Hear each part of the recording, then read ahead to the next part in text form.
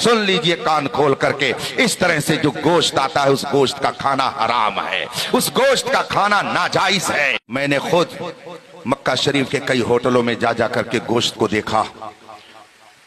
एक होटल में मैं गया, मैंने उससे पूछा कि गोश्त कहां से आता है, तो उसने कहा कि ये ब्राजील से आता है।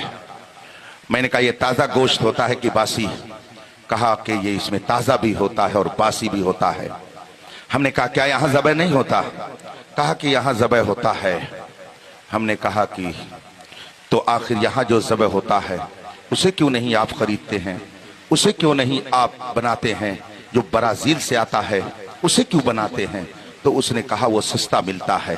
पाकिस्तानी होटल वाला था, उसने कहा कि ये सस्ता मिलता है इसलिए इसे बनाते हैं।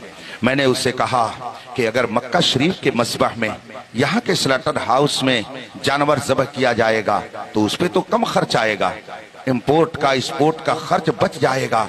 जो ब्राजील से आएगा उसमें इंपोर्ट इंपोर्ट का खर्च बढ़ेगा, तो महंगा उसको होना चाहिए, यहाँ के माल को सस्ता होना चाहिए, लेकिन वो सस्ता है ये महंगा है, इसमें क्या हिकमत है? उसने कहा मैं नहीं जानता हूँ, आनर जो करता है मैं वो करता, कहता है वो मैं करता हूँ। ये देखिए। मैंने कहा गोश्त कहाँ रखा हुआ है? कहा वो देखिए फला फ्रीजर में रखा हुआ। मैंने कहा चलिए मेरे साथ। मैं गया उसके साथ, उसने फ्रीजर खोला, दिखाया तो ब्राजील के गोश्त का पैकेट रखा हुआ था, मुर्गियां उससे पैक की हुई थी और उसके ऊपर लिखा हुआ था हलाल। मैंने कहा ये हलाल इस पर लिखा हुआ है तो क्या ब्राजील के मुसलमान इसको ज़बह करते हैं? कहा ये सब मैं नहीं जानता। मैंने कहा चलिए कोई बात नहीं है, यही आप खिलाते हैं? कहा हाँ यही पकता है और लोग यही शौक से खाते हैं। सुन लीजिए कान खोल करके, इस तरह से जो गोश्त आता है उस गोश्त का खाना हराम है, उस गोश्त का खाना नाजायज है, इसलिए कि गोश्त खाने के लिए बड़ी शर्तें हैं। हर किसी के हाथ का ज़बीहा खाया नहीं जा सकता।